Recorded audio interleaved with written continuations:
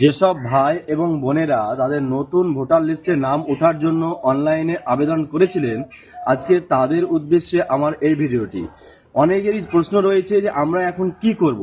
তো প্রথমত, যদি আপনার বিএলও সাহেব যদি আপনার এলাকার হয়, অর্থাৎ আপনার যদি পরিচিত হয়, তাহলে হয়তো আপনার ভেরিফাই হয়ে যাবে।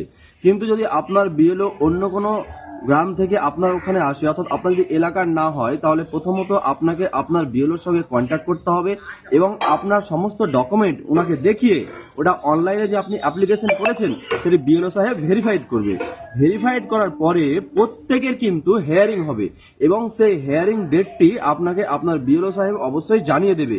এবং জানানোর পরে আপনাকে কি করতে হবে, নতুন ভোটার লিস্টে নাম ওঠার জন্য এখন যে নতুন নিয়ম চালু হয়েছে যে আপনার একদম এসআইআর পর্যন্ত কমপ্লিট হয়ে যাবে। অর্থাৎ প্রত্যেকে যেভাবে এসআইআর যেভাবে হেয়ারিং হলো, আপনারও ঠিক সেইভাবে ব্লকে গিয়ে আপনাকে হেয়ারিং করিয়ে আপনার এসআইআর প্রক্রিয়াটিও কমপ্লিট করতে হবে। তারপরে আপনার ফাইনাল লিস্টে নাম উঠবে। তাই সব থেকে যেটা ইম্পর্টেন্ট সেটা হচ্ছে যে আপনাকে আপনার বিএলওর সঙ্গে কন্ট্যাক্ট করে আপনার হেয়ারিং ডেট কবে রয়েছে সেটা আপনাকে অবশ্যই জেনে নিতে হবে। এবং প্রত্যেক ভোটারকে আরেকবার বলছি যে বিএলওর সঙ্গে কন্ট্যাক্ট করে আপনার যে অ্যাপ্লিকেশন ফর্ম আপনি যে অ্যাপ্লাই করেছিলেন সেটি অবশ্যই ভেরিফাই করে নেবেন। যতক্ষণ পর্যন্ত ভেরিফাই না হবে ততক্ষণ পর্যন্ত কিন্তু আপনার হেয়ারিংয়ের ডেট দেওয়া হবে না।